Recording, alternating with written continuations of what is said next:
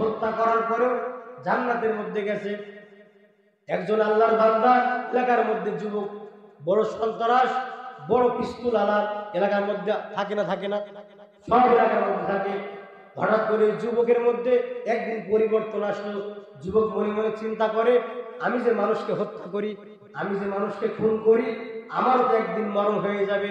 কত মানুষকে আমি মেরেছি, সন্তানের সামনে স্ত্রীকে মেরেছি, স্ত্রীর সামনে সন্তানকে মেরেছি, আমার পা পর্যন্ত ধরে কান্নাকাটি করেছি, এরপরে আমি ছাড়ি নাই, তো আমারও তো একদিন মরণ হবে। আল্লাহর কাছে কেমন করে আমি হিসাব দেব? আল্লাহ রাব্বুল আলামিন এই যুবকের অন্তরে একটা ধাক্কা দিয়েছেন। কি দিয়েছেন ভাই?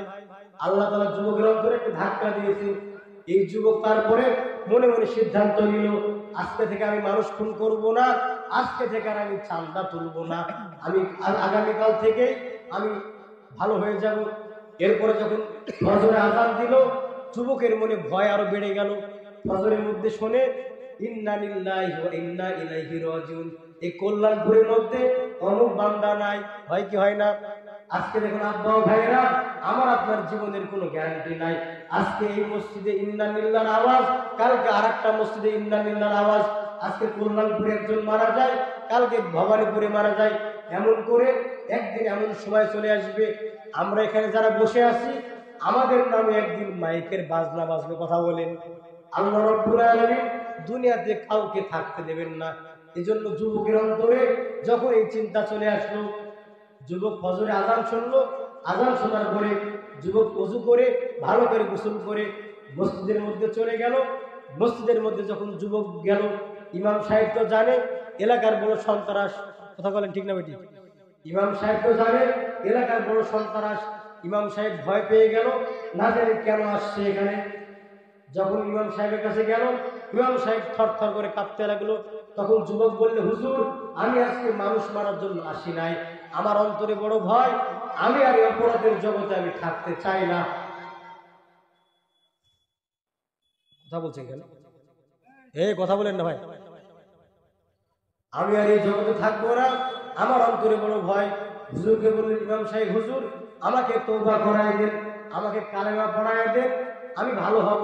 তো ইমাম সাহেব বললেন, এই দুনিয়ার জন্য দেখবেন, যদি কেউ বড় নেতা হতে চায়, আর একজন নেতার সাথে সময় দেওয়া লাগে। যদি কেউ এমবিবিএস ডাক্তার হতে চায়, আর একজন ডাক্তারের কাছে সময় দেওয়া লাগে। যদি কেউ বক্তা হতে চায়, আর একজন বক্তার পেছনে সময় দেওয়া লাগে। লাগে কি লাগে না? তো ইমাম সাহেব বললেন, বাবা, আমরা তো ছোটখাটো ইমাম সাহেব, অমুক জায়গার মধ্যে চলে যাও, একজন আল্লাহর ওলি থাকে, ওই আল্লাহর ওলির কাছে গিয়ে তুমি তওবা করে নাও। যখন যুবক ফজরের নামাজ পড়ে রওনা হলো আল্লাহর ওলির দরবারে যাওয়া, ওই যে ওলির কাছে যাবে, তার আগে আরেকজনের সাথে দেখা হয়ে গেল। দেখা হওয়ার পরে বললেন, হুজুর, আমি ৯৯টা হত্যা করেছি। কয়টা ভাই? আমি ৯৯টা হত্যা করেছি, আমার কি মুক্তির পথ আছে? ওই হুজুর আবার একটু চেতা টাইপের, মানে সবাই থাকে না চেতা হুজুর। ওই হুজুর আবার বললেন, কি বলিস যুবক, তুই ৯৯টা হত্যা করেছিস, আবার বলিস আমি ভালো হব? তোর ভালো হওয়ার কোনো সুযোগ নাই, তোকে আল্লাহ মাফ করবে না। যুবকের কাছে মাথা গরম হয়ে যুবক ডাকতে বলে, হুজুর, আমার যদি ভালো হওয়ার কোনো সুযোগ না থাকে, তো তোমাকে বাঁচিয়ে কেন রাখবো? তোমাকে হত্যা করে ফেলি। এরপরে যুবক রাগের মাথায় এই আল্লাহর ওলিকেও হত্যা করে ফেললো। হত্যা করার পরে আগে করলো ৯৯টা, আর এটা দিয়ে কয়টা হলো? ১০০টা। কয়টা? ১০০টা হত্যা করলো। হত্যা করার পরে যুবকের অন্তরে আরো ভয় বেড়ে গেল।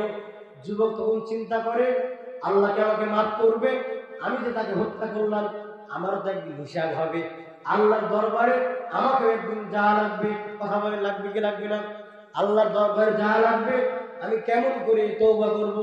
এরপরে হাঁটতে হাঁটতে আরেকজন আল্লাহর ওলির সন্ধান পেল।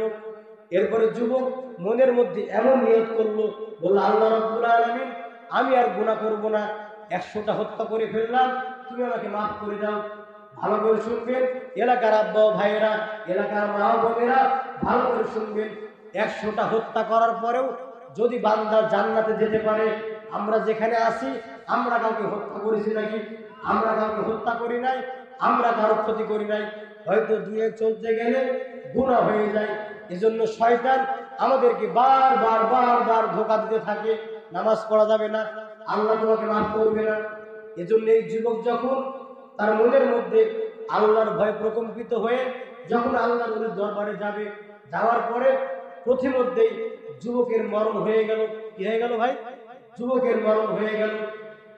যুবকের যখন মরণ হয়ে গেল, আল্লাহর ওলির দরবারের যুবকের যাওয়া হলো না। তখন আল্লাহ রাব্বুল আলামিনের দুই দল ফেরেশতা চলে আসলো। দুনিয়ার মধ্যে যখন কোন আল্লাহর বান্দা মারা যায়, দুই দল ফেরেশতা চলে আসে, একদল জান্নাতের আর এক দল জাহান্নামের। যদি বান্দা জান্নাতি হয়, বান্দাকে জান্নাতে নিয়ে যাওয়া হয়, সুবহানাল্লাহ। আর যদি বান্দা বেনামাজি হয়, যদি বান্দা সুদখোর হয়, যদি বান্দা বদগার হয়, তাহলে তাকে জাহান্নামে নিয়ে যাওয়া হয়। কিন্তু এই যুবকের বেলায় ফেরেশতারা জানে এই যুবক খুনি। কথা বলেন, যুবক তো 100 খুন করেছে, জাহান্নামের ফেরেশতা বাম দিকে টানাটানি করে, এই যুবককে আমরা নিয়ে যাব। ডান দিকের ফেরেশতা এসে বলে, যুবক তো তওবা করার নিয়ত করেছে, আমরা যুবককে জান্নাতের দিকে নিয়ে যাব। এমন করে ফেরেশতাদের মধ্যে এমন দ্বন্দ্ব লেগে গেল, ঝগড়া হয়ে গেল। আমার আল্লাহ রাব্বুল আলামিন আছেন নামে কথা বলেন, হুয়াল আউয়ালু ওয়াল আখিরু ওয়াল যাহিরু ওয়াল বাতিন। আমার আল্লাহ শুরুতেও আছে, আমার আল্লাহ শেষেও আছে, আমার আল্লাহ আগেও আছে, আমার আল্লাহ পরেও আছে। বলি সুবহানাল্লাহ। আল্লাহ রাব্বুল আলামিন এগুলো দেখার পরে জিবরাইলকে বললেন, জিবরাইল, ওই যে দুই দল ফেরেশতার মধ্যে আমার ওই বান্দাকে নিয়ে গন্ডগোল বেঁধেছে, একদল জান্নাতে আর একদল জাহান্নামে নেবে, কেমন করে তুমি সমাধান করো। এরপরে আল্লাহ তাআলা বললেন, ও ফেরেশতারা, তোমরা এই জমিনটাকে মাপ দাও। যদি দেখো আল্লাহর ওলির বাড়ি, যদি আল্লাহর ওলির বাড়ির দিকে যুবক বেশি অগ্রসর হয়ে থাকে, তাহলে তাকে জান্নাতে নিয়ে যাও। আর যদি দেখো ওই যুবক তার বাড়ির দিকে বেশি আসে, তাহলে তাকে জাহান্নামে নিয়ে যাও। এরপরে যখন ফেরেশতারা যখন মাপ দিবে, আল্লাহ তাআলা কেমন দয়াময়, আমার আল্লাহ কেমন মায়াময়, ভালো করে শোনেন। আল্লাহ রাব্বুল আলামিন তো সব জানেন। আল্লাহ তাআলা যখন দেখলেন যে যুবক তার আল্লাহর ওলির বাড়ির দিকে বেশি যুবক অগ্রসর নয়, আল্লাহর ওলির বাড়ির থেকে একটু দূরে, তখন আল্লাহ তাআলা বললেন, ও জমিন, তুমি এই যুবকের লাশটাকে একটু আল্লাহর বাড়ির দিকে, ওলির দিকে আগায় দেবে। সুবহানাল্লাহ। আল্লাহ কেমন দয়াময় দেখেন।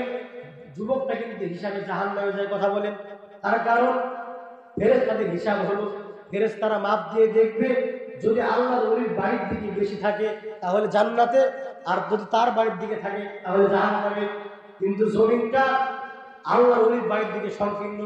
আল্লাহ রাব্বুল আলামিন এই কথা বলার পরে জমিন একটু আগে সরে গেল।